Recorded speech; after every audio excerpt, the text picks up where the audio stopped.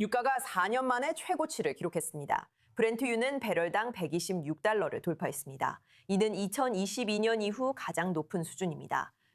트레이더들은 이란과 호르무즈 해협 위기가 당분간 계속될 것이라는 신호에 반응하고 있습니다.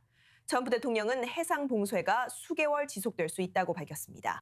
걱정은 간단합니다. 원유 수송이 오래 중단될수록 전 세계 에너지 공급에 더 큰 압박이 가해집니다. 그리고 이것은 연료비 상승과 중동을 훨씬 넘어선 광범위한 경제적 고통의 위험을 높입니다.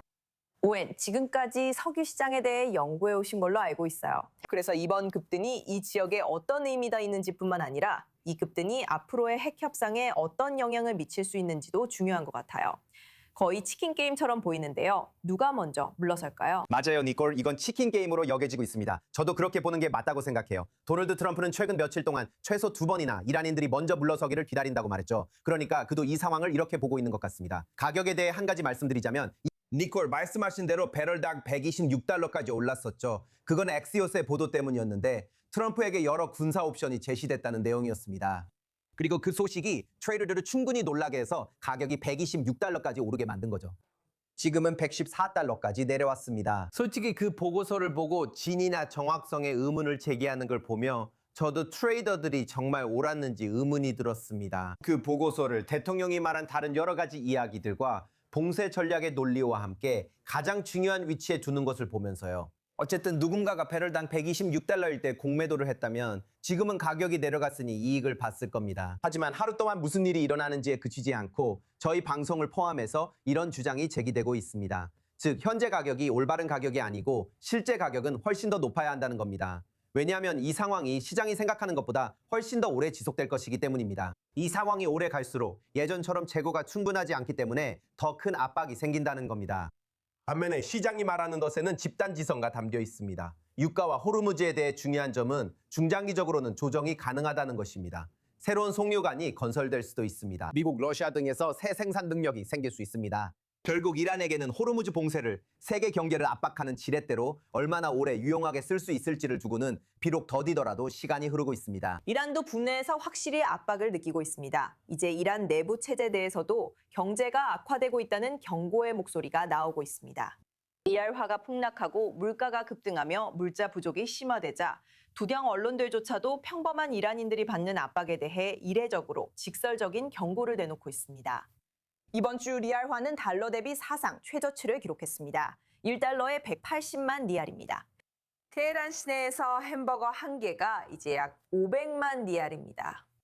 국영TV 앵커가 생방송 중에 질문했습니다. 이 나라에서 무슨 일이 일어나고 있나요? 페제시키안 씨. 많은 이란인들이 쌀과 설탕 등 기본 식료품도 살 수 없고 경제적 고통 아래 정치적 두려움도 있습니다. 생활 여건이 계속 악화된다면 전문가들은 거리에서 새로운 시위가 다시 일어나는 것은 시간 문제일 뿐이라고 경고합니다. 더 자세한 이야기를 나누기 위해 이란 민주주의를 위한 전국연합의 연구 책임자인 호스로 이스파하니 씨가 함께합니다. 그는 워싱턴에서 저희와 연결되어 있습니다. 자, 호스로 씨, 리알화가 폭락하고 있지만 이란인들은 경제적 어려움과 무너지는 경제에 익숙하지 않나요? 하지만 이제 이란 내 기득권층 인사들까지 이런 물가에 대해 경고하고 있는데 이것이 현재 상황에 대해 무엇을 의미하는 건가요? 왜 그들이 경고를 울리고 있는지 이해하려면 이 문제를 정권의 관점에서 바라봐야 합니다. 말씀하신 것처럼 이러한 경고는 대통령 페제슈키안을 향하고 있습니다. 그는 정권이 이란 경제를 엉망으로 만든 것에 대해 손쉽게 희생양이 될 것입니다. 그는 명목상 그리고 직함상으로는 국가 경제를 책임지고 있지만 분명히 그 문제를 해결할 방법이 없습니다. 정권은 부족한 재정을 군사력 재건에 쓰고 있으며 중동 전역의 대리 세력들에게 자금을 보내고 있습니다. 몇 주 전에 정부 대변인이 전쟁 중에 파손된 건물 재건에 대해 이야기했습니다. 그리고 그들이 제공하는 대출은 레바논의 헤즈볼라에 제공하는 금액의 일부에 불과합니다. 사람들은 그 점을 알아챘습니다. 정권은 현재 위기에 대한 해결책이 없다는 것을 알고 있으며 단지 희생양을 찾고 있을 뿐입니다. 그리고 페스키아는 쉬운 패적입니다. 하지만 또 다른 측면도 있습니다. 오늘 일찍 IRGC와 연계된 Fox News 에이전시는 이번 일요일에 금괴를 시장에 투입하여 리알과 금 가격을 지지하고 금 가격을 안정시킬 것이라고 발표했습니다. 그게 그들이 내세우는 이야기입니다. 주요 목표는 분명히 이란 내부 어딘가에 있는 누군가가 자신들의 막대한 자산에 대해 극도로 두려워하고 있으며 그것을 쉽게 옮길 수 있는 무언가로 바꾸고 싶어 한다는 것입니다. 정권은 자신들이 수적 우위에 기대고 있다는 것을 알고 있고 탈출구를 찾으려고 하고 있습니다. 하지만 우리가 테헤란과 정권에 가해지는 경제적 고통의 압박을 과대평가하고 있는 건 아닐까요?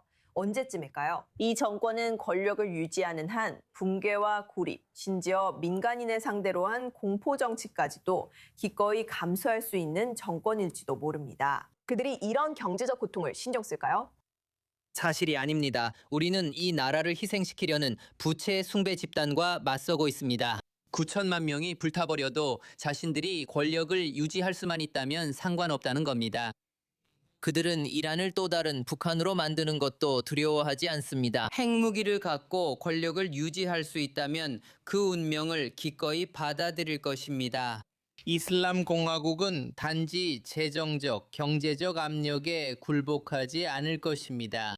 이 정권은 외부 압력을 견디도록 만들어졌습니다. 갈등을 견디는 것을 중심으로 세워진 정권입니다. 이 정권은 권력을 계속 유지할 것이고 이스라엘과 미국에 대한 적대감을 계속 품을 것이며 지도자들이 숨을 쉬는 한 계속 싸울 것입니다. 그렇다면 시위대가 다시 거리로 나와 더 나은 생활 조건을 요구한다면 무엇이 달라질까요? 정권이 여전히 권력을 쥐고 있고 시위대를 진압할 군사력을 가지고 있다면 결과가 1월에 우리가 봤던 것과 다를 게 있을까요? 안타깝지만 그렇지 않습니다. 이란에서 의미 있는 변화가 일어나려면 이란인들에게 국제적 도움이 필요합니다. 네, 우리는 계속 싸울 것이고 이 싸움은 이슬람 공화국이 무너질 때까지 계속될 것입니다. 하지만 만약 매일 이란인들이 이란에서 거리로 나선다면 그들은 항상 그랬듯이 총과 총알을 마주하게 될 것입니다. 1월 당신이 언급했듯이 제 조국의 사람들은 그 나라에서 근본적인 변화를 요구하며 거리로 나섰습니다. 그리고 그 정권은 이틀 만에 4만 명이 넘는 사람들을 죽였습니다. 하지만 실제로 학살이 일어난 기간, 즉 실제 살인이 벌어진 시간은 총 10시간도 되지 않았다는 점을 주목해 주십시오. 10시간 만에 4만 명이 살해됐습니다. 이 정권은 하슈드 알샤비, 즉 돈만 주면 원하는 만큼 사람을 죽일 준비가 되어 있는 이라크 민병대까지 끌어들였습니다. 그들은 권력을 유지하기 위해 이란인들을 계속해서 학살할 것입니다. 이 정권은 반드시 해체되어야 합니다. 이 정권은 해체하기 위한 군사작전이 핵심이며 반드시 재개되어야 합니다. 이것은 호스로 이스파하니의 목소리를 계속해서 전하는 중요한 일입니다. 24뉴스에서 함께해 주셔서 감사합니다.